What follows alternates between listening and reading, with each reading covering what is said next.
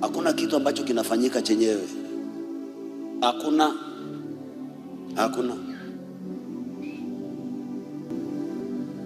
Bwana Yesu asifiwe. Saa zingine huwa hatujui.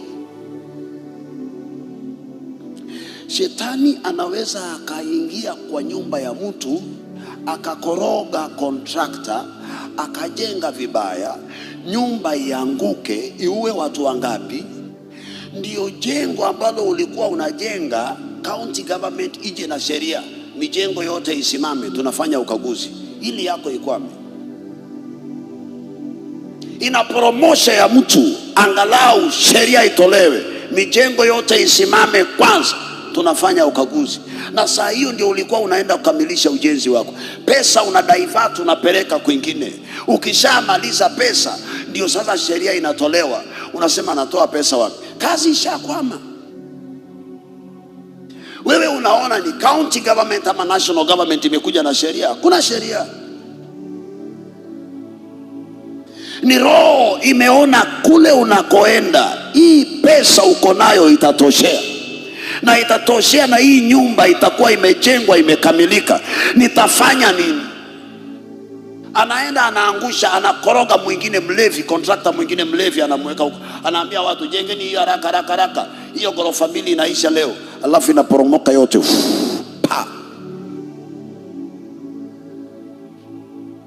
Wewe unaona, jameni, mtu aongee na serikali iache kutuwekea masharti. Ilikuwa ni kufunga tu. Na imefanyika hivyo kwa ndoa za watu. Mume wako anashikwa na roho ya ulevi, ama mke wako anashikwa na roho nyingine mbaya, unasema pastor, shida ni huyu mwanamke. Ni roho imetoka kule, shida si mke wako. Hii roho ikitolewa, huyu mke ni mzuri sana. Pastor, shida ni hapa ndio mahali pabaya, niombe niende sehemu ile nyingine. Yesu hakubadilisha chombo akasema tuende kwingine, dhoruba imezidi. Alituliza dhoruba, na kila pepo linaloinuka dhidi yako ling'olewe, na mawimbi na dhoruba zote zitulie. Watu hawajui magonjwa mengine hayahusiki kabisa. Hakuna kitu ambacho kinafanyika chenyewe. Hakuna.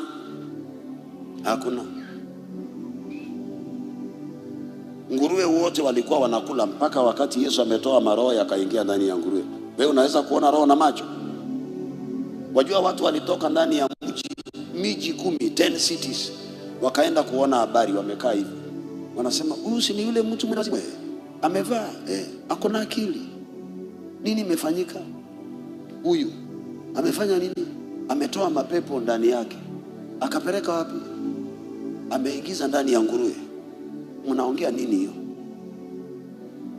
Ameingiza ndani ya nguruwe. Nguruwe wenyewe wako wapi tuone mapepo?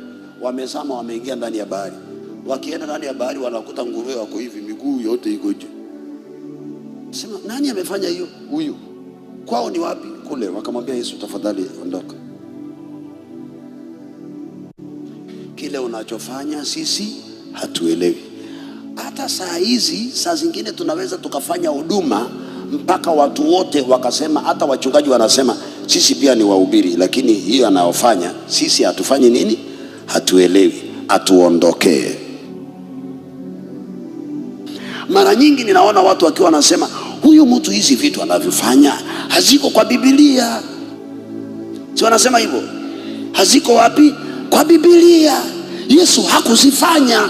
Na nasema hao watu wanasomanga Biblia gani? Yesu mwenyewe amesema mkiamini mtayafanya haya ninayofanya, hata yale siku yafanya nyinyi mtafanya nini? Mtayafanya.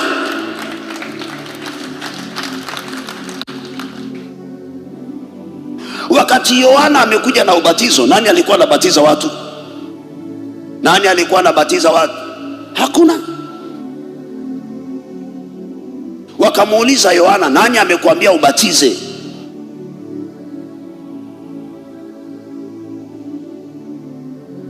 Wakati Elisha anafufua watu pua kwa pua, mdomo mdomo kwa mdomo, macho kwa macho. Nani alifanya maombi kama hayo? Hakuna. Unajua ni nini huwa inasema kwamba huyu mtu yale ambayo anafanya hatujui na hatutaki? Wajua ni nini? Yale maroho yanayofunga watu wanaofunguliwa ndio yanaingianga ndani ya hao watu na yanaingia. Usidanganywe, hata daktari anavuta sigara na anajua ya kwamba sigara inaleta kansa, si ndio? Si ndio? Hata kuna walimu wanaohusini na wanafunzi na ameletewa mwanafunzi asomeshe, ni kweli. Kwa hivyo hata kuna wachungaji ambao wanaweza kuingiwa na mapepo na wako na title kubwa sana na wamejaa mapepo ya kuharibu kazi ya Mungu. Ni mchungaji ako na cheo na ako na, maandiko yanasema na nabii wa kitambo, old prophet, akaenda akasema mimi pia ni nabii wa nani? Wa Mungu. Ameniambia turudi ukakule kwangu, na anajua vizuri anadanganya.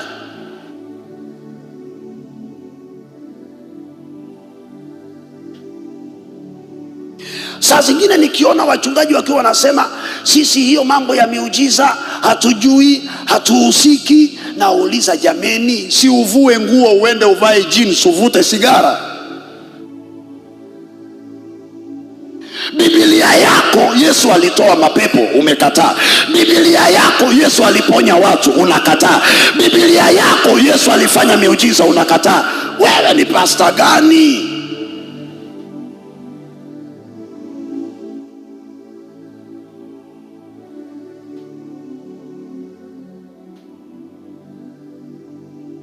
Kwa hivyo ujue kunaweza kuwa na mtu msomi, amesomea neno la Mungu na akona cheo kubwa na amepagawa na mapepo yanayotawala Kenya, na anasikizwa na viongozi akiongea, wanasema huyu ndiye msomi tena kiongozi, mchungaji mkuu. Akisema hivyo inamaanisha hawa wachungaji wengine ni wakora. Amen.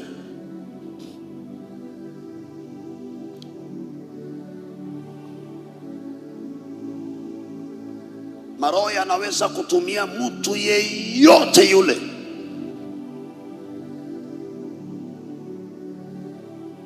Inaenda inazuia kile ambacho umepanga kufanya, inazuiliwa na hapa.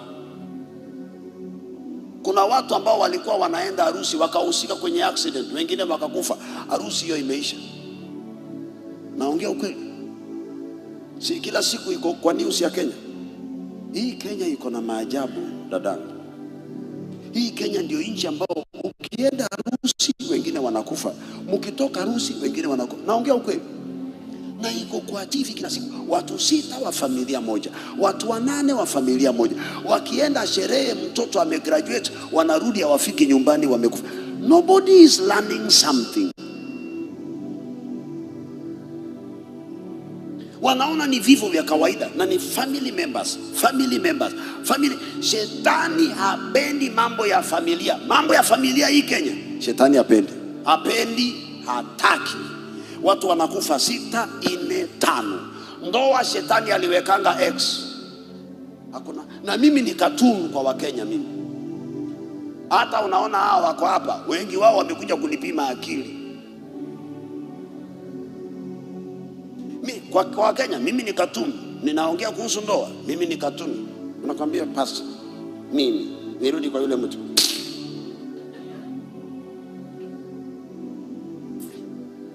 Jambo la kunishangaza ni kwamba nikianza kuhubiri, wote wako kwa YouTube na wako kwa TV na wako kwa radio, wanasikiza, wanaona na wana comment. Wakimaliza wanaenda kuzimu. Ukiuliza wazazi wao wanakuambia, sasa mimi nishazeeka jameni, mimi naenda wapi? Sasa si wewe uendelee na wewe ombea watoto wako jameni. Tumishi wa Mungu.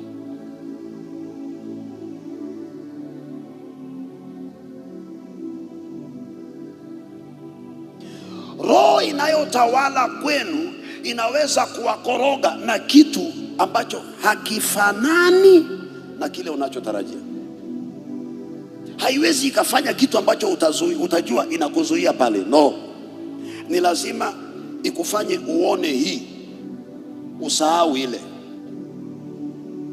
Watoto wengi wako na epilepsy, wako na conversion, wako na vitu vingi, haikuwa maisha yao. Na wengi wakiombewa watakombolewa tu, lakini shetani atakubali uwe na pesa kidogo. Umeona vile nimeonyesha? Pesa kidogo ndio uzunguke nayo mpaka useme tumemjaribu, ilishindikana.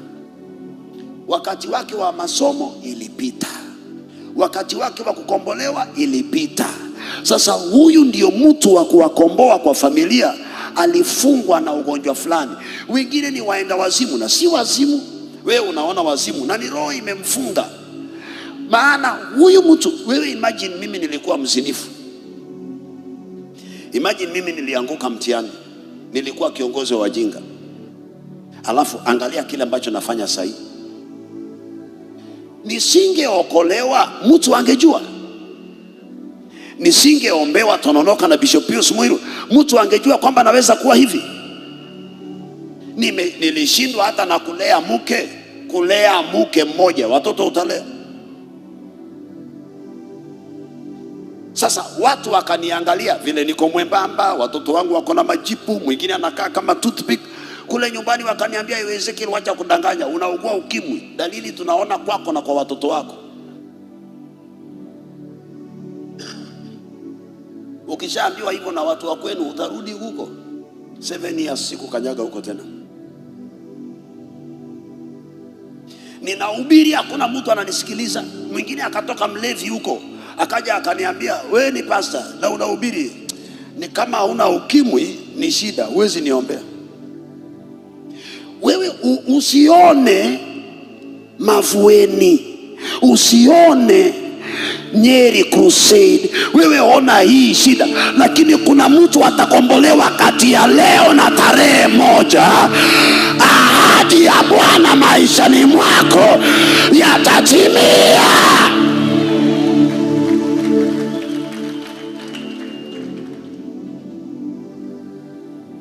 Uamuzi mbaya unayofanya leo kwa sababu yale unayoyaona, umejizuia kwa ajili ya mema ya kesho. Umeharibu.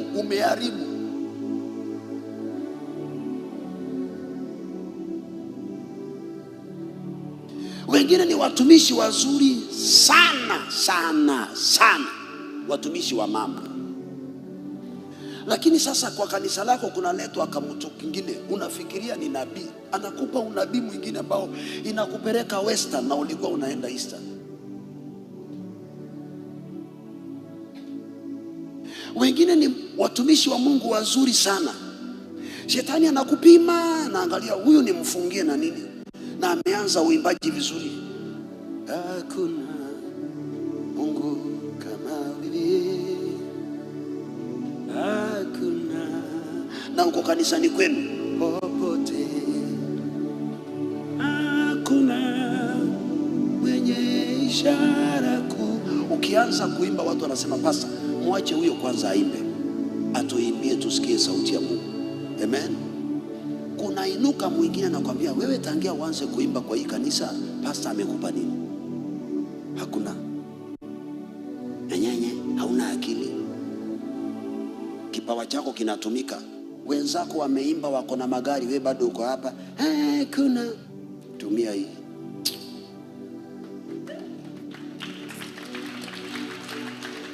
Nimeongea kwa ka point hapo. Nimeongea kwa point. Ameweka sumu rat ndani ya moyo wako. Hautaitumia kwa saa hiyo, lakini itaanza kukula polepole. Kila siku ukikosa pesa, unakumbuka ile kitu yule mtu alikwambia. Si unaweza kutumika na ukadaiwa rent, si ndio? Lakini kumbuka, kanisani wewe ndio una lead worship. Heri wamtumainio Bwana, wamtumainio Bwana, heri wamtumainio Bwana watapata. Oh, heri wamtumainio Bwana Yesu.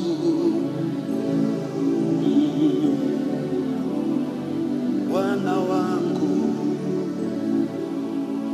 wanaimba heri wamtumainio Bwana Masihi. Heri wamtumainio Bwana Jehova Shama. Watu wanaimba, wanaabudu, wanazama. Unakumbuka hivi wanazama hivi, pasta ameweka gari lake pale nje, mimi hata hashughuliki, mimi nadaiwa rent miezi miwili na mimi ndio namuongozea kanisa. Huyu pasta ananikula akili bure. Na mwingine anakuja anakuambia, dada, kuna mahali kunatakikana waimbaji, wameitwa, wanalipwa 10,000 performance, na unadaiwa 1000 ngapi? 4. Nyumba yako ni one single room. Wewe wacha kunifundisha kizungu kila siku, ananiambia single room, sio single room. Chukweni majenzi waweketi kule nyuma, nileteni wa Wayahudi. Bwana Yesu asifiwe. Unasema jameni, mimi nitakaa hapa hii mateso hii. Unaenda unamwambia pastor, nakimbia mahali siku ngapi? Nakimbia nyumbani siku 3. Unaenda kufanya nini? Mamangu ako na homa na wameniita. Moja kwa kimbia. Ndani ya moyo wako unasema hata nauli hanipi. Nadaiwa rent, hata nauli hanipi. Ukienda huko una perform siku ngapi? Siku ya kwanza 10,000, siku ya pili 10,000, siku ya tatu 10,000, umerudi na 30.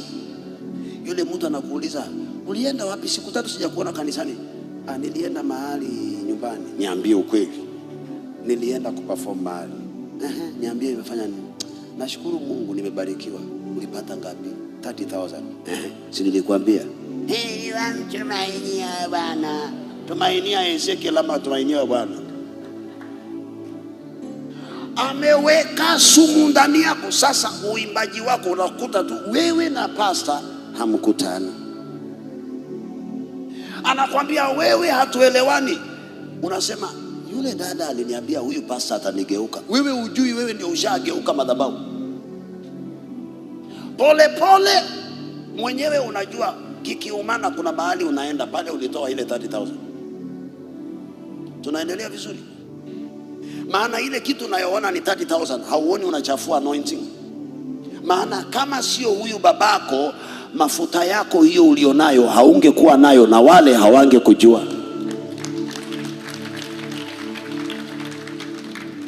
Alafu atasema wewe hautatumika. Unasema hiyo ndio nilikuwa nasubiri. Amen. Una perform pale upewe 20,000, una perform pale upewe 30,000.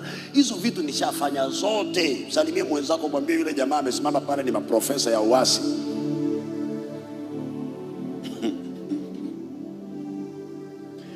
Mimi nishafanya hizo vitu vyote mpaka nikaacha nikaenda kuuza mtumba. Kwani niliuza mtumba nikitoka wapi? Si niliacha kuimba huko.